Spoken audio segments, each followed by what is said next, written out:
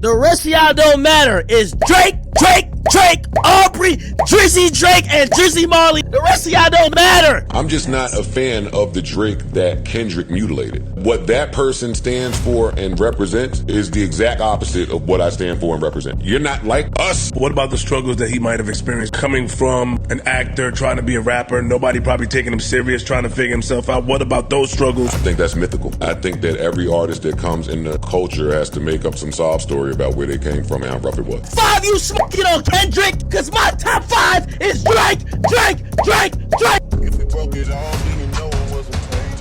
But she gotta watch things. This track is called Sicko Mode. Track 3.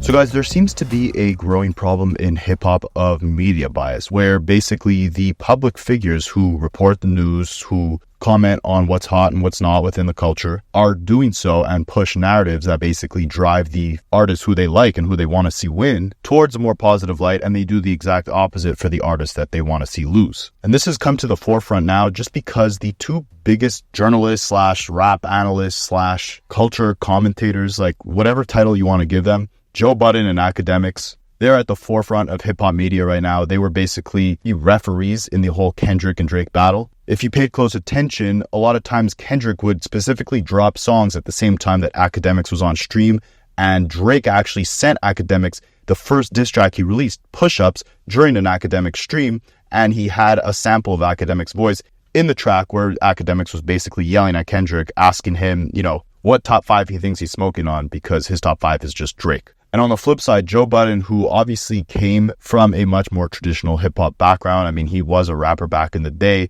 He's extremely against using ghostwriters for his own personal work and has been a strong advocate for Kendrick in this entire battle. Basically dancing on Drake's grave when Not Like Us came out. His whole entire podcast, they were all dancing in celebration of this monstrous W that Kendrick Lamar took. And funny enough, Akademiks, who is a strong advocate for Drake throughout this entire battle, he actually got a mention from Kendrick on one of his tracks where Kendrick rapped that someone is compromised, he could smell the vibes on Ak, basically saying that Akademiks is compromised and has an extreme bias towards Drake and his team and is trying to push a negative narrative about Kendrick. Meanwhile, Joe Budden, who was actively rooting for Kendrick throughout this entire battle, or if it wasn't active, I mean, it was definitely obvious that he had a favorite in this entire thing, especially given his past relationship with Drake, which we will touch on in this video, because it is a huge factor in his bias within this entire thing, if you want to deem it as bias. So yeah, he was Team Kendrick, but he actually got a shout out from Drake on one of his tracks where Drake rapped, before Kendrick even put out Not Like Us and called Drake a PDF file, Drake actually used Tupac AI vocals, pretending like he was Tupac talking to Kendrick on a diss track where he was basically saying that Kendrick should rap about Drake liking young girls because he heard that on the Joe Budden podcast. So I say all that to say these guys had an obvious involvement in this entire beef. Akademiks was mentioned by Kendrick and was obviously rooting for Drake, and Joe Budden was definitely rooting for Kendrick and actually got a mention from Drake. So yeah, these guys were at the forefront of this entire beef, and you've got to ask yourself the question, when such powerful voices within the culture have such an obvious favorite or bias when it comes to how they report the entire thing, is that a problem within media and how we consume content in general? I mean, we see this everywhere. It's not just within hip-hop, right? CNN reports on Trump in a way more negative light than Fox will report on Trump, and vice versa. Fox News will, as Drake would put it, come around and let their bowels loose on the left and liberals, and CNN does the same thing to Republicans on the right side. And it's the same thing here, right? In hip-hop media, you're going to speak positively on the side that aligns with your pockets or just the music that you appreciate more, right? We all know Akademiks is like the #1 Drake fan, and he's done everything in his power to try and defend anything that comes out of this beef to justify the loss that Drake took. Just as recent as last week, he was reporting on Kendrick's pop-out show, and basically a day before the show, he had some guy on his stream who was trying to expose Kendrick for buying fake streams for his hit song Not Like Us. And after the show, Akademiks was trying to downplay the moment or the impact of the show by saying that, Drake hosts OVO Fest every single year, brings out tons of artists. We never show him love for doing so. And Drake also puts on a lot of young artists by giving them features before they blow up, which is not something Kendrick necessarily does as often, but yet, Kendrick does this one show and we're all praising him. Really just overlooking the fact that Kendrick did that show for his city, bring his city together to unify them, to uplift them, and to celebrate the victory that they have with Kendrick's West Coast banger, Not Like Us, being at the top of the charts. And he was biased throughout this entire beef. When Drake dropped Push-Ups, Akademiks was celebrating like he just won the lottery. He was counting down every single day after Drake released that song until Kendrick put out Euphoria. He was acting like Kendrick was on the clock. He was making it seem like if Kendrick didn't put out a diss track within just a couple days after Drake released Push-Ups, that Kendrick was done. He was really trying to push that narrative that Kendrick was scared to drop. And once Euphoria dropped, he actually posted Akademiks. He tweeted out day 17 of Kendrick not dropping anything. And then boom, Kendrick dropped Euphoria. And ever since then, he's just been on damage control, trying to make it seem like Drake did not take the type of loss that he took. When Drake dropped Family Matters, Akademiks was dancing, going crazy, and 30 minutes later, Kendrick drops Meet the Grams, and Akademiks' entire mood changes, and instead of actually focusing on the originality of a diss track like that, or the scathiness of the bars, how Kendrick is talking to each one of Drake's family members directly, and then talking to Drake himself, telling him to look in the mirror at the horrible person that he is, instead of admiring how deep and dark and scathing that diss track was, Akademiks instead went on damage control and just tried to focus on the fact that Kendrick was talking about a fake daughter that Drake didn't actually have. Then, after Kendrick comes back with Not Like Us, Akademiks is trying his hardest not to vibe to the song as he's reacting to it. Like, we all know, if Drake put out that same track, Akademiks would be jumping out of his seat, Henny would be flying everywhere, he'd be going crazy, the same way he was when Family Matters dropped. But instead, he gave a much more biased reaction, and then Drake drops The Heart Part 6,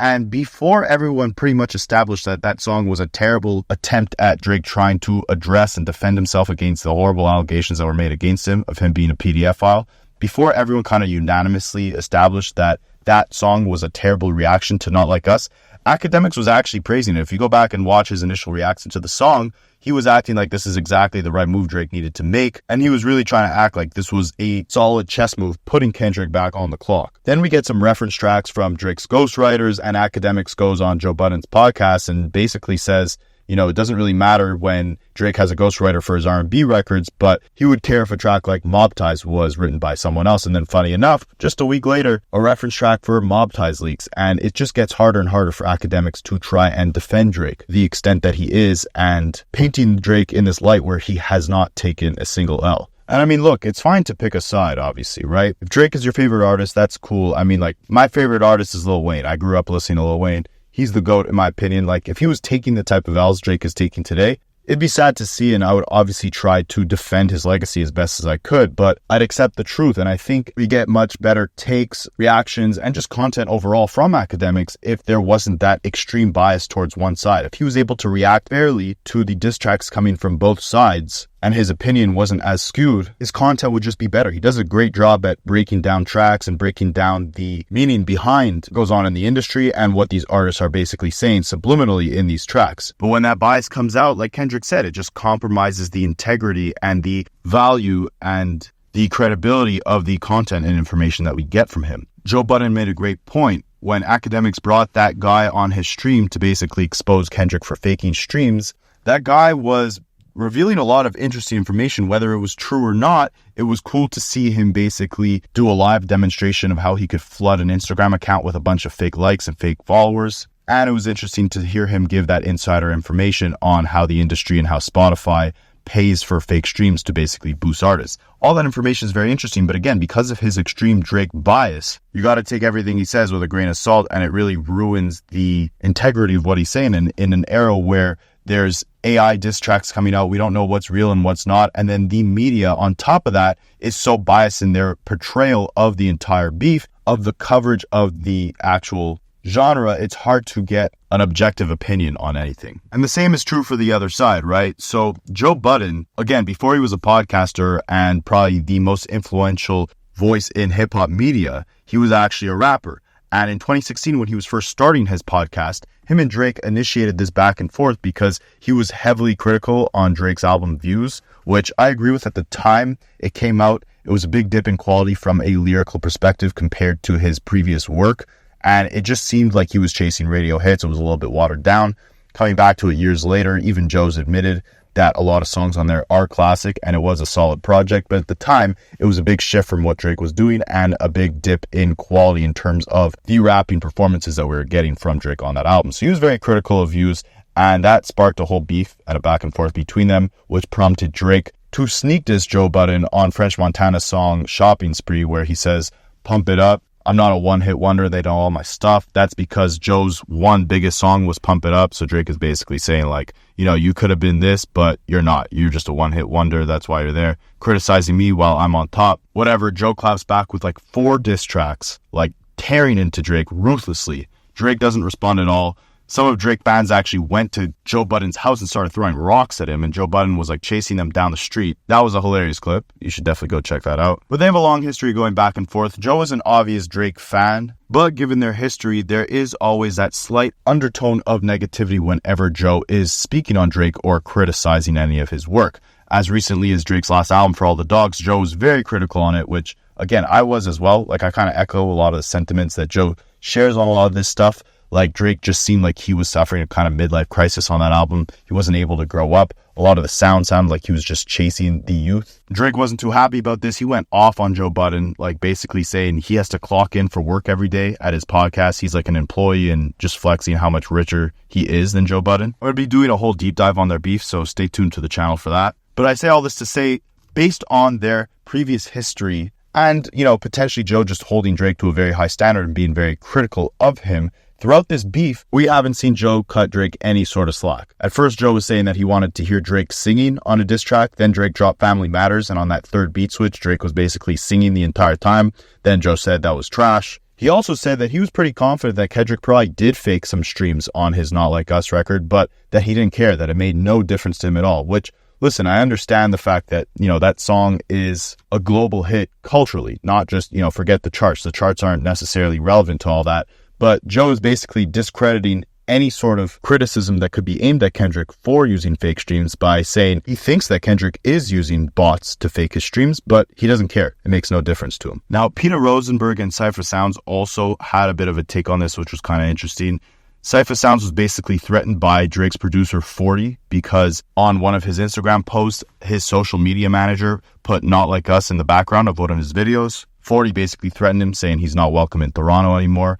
And he was talking about this with Peter Rosenberg, and basically both of them were saying, look, we owe no loyalty to you. We are not obligated morally to comment on you in a positive light because you are not our friend. Peter Rosenberg was basically saying, if you want that friendship treatment, you got to give that friendship treatment. Which, again, I think if you're a media personality and your voice has such an influence on the culture and you're commenting, giving your take on different matters within the culture, on music, on artist performance, on who's winning a beef, you kind of have to separate the art from the artist, right? Just because an artist doesn't treat you like their bestie, just because they're not flying you out, giving you tickets to shows, always doing interviews with you, it doesn't necessarily mean that you should start speaking on them in a biased way when you have such an impact on the culture and you shift the public perception. In my opinion, that's stupid, right? Because what are we here for? Are we here for good content? Are we here for interesting dialogue? Or are we here to pander to the people that might align with our pockets and treat us like the homie? Like, you're compromising your own journalistic integrity and your own reputation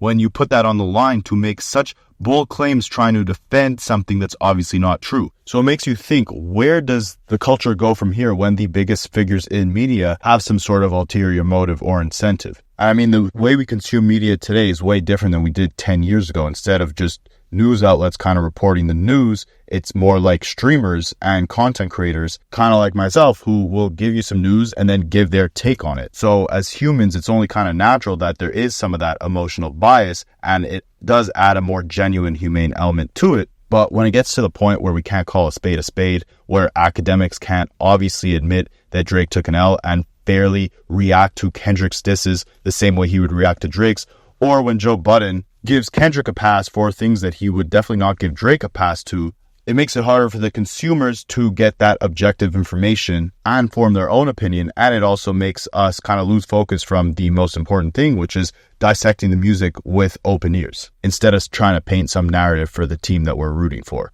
But what do you guys think? Is this a problem within media? I mean, obviously, Joe Budden and Akademiks do a great job at dissecting lyrics and just commenting and critiquing music in general, both in their own ways and their own different perspectives. Obviously, Akademiks coming from the younger generation, whereas Joe Budden is more kind of focused on bars and quality of the subject matter within your music. Just kind of sucks to see that lack of objectivity in the coverage of certain things. But let me know what you guys think, and I will catch you guys in the next one.